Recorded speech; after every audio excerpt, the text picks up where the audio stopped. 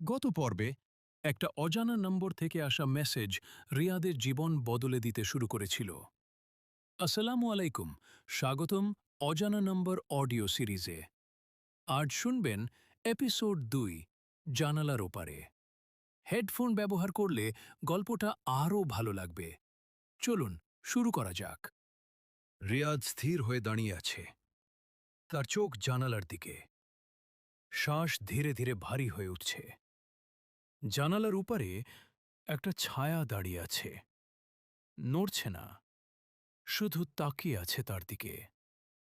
রিয়াদের ফোনটা হঠাৎ কেঁপে ওঠে। Unknown number. আমি বলেছিলাম দরজা খুলো না। তার হাত ঠান্ডা হয়ে যায়। সে ধীরে ধীরে জানালার দিকে এগিয়ে যায়। প্রতিটা পা যেন ভারী হয়ে উঠছে।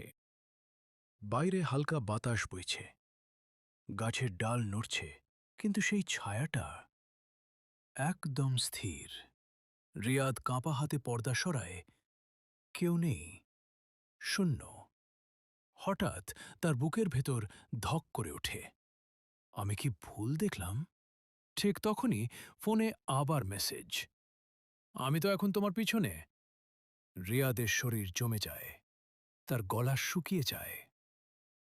ধীরে ধীরে সে পিছনে ঘুরে তাকায়।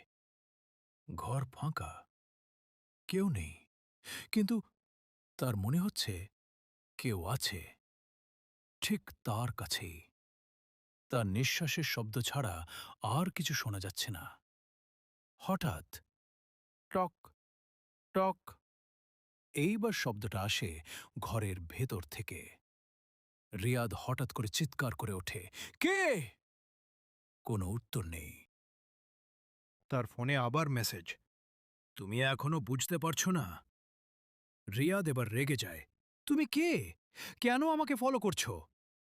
কিছুক্ষণ নীরবতা, তারপর একটা ভয়েস মেসেজ আসে। সে কাঁপতে কাঁপতে প্লে করে, একটা মেয়ের কণ্ঠ, আমি তো সবসময় তোমার সাথেই আছি। রিয়াদের চোখ বড় হয়ে যায়। এই কণ্ঠটা পরিচিত, খুব পরিচিত।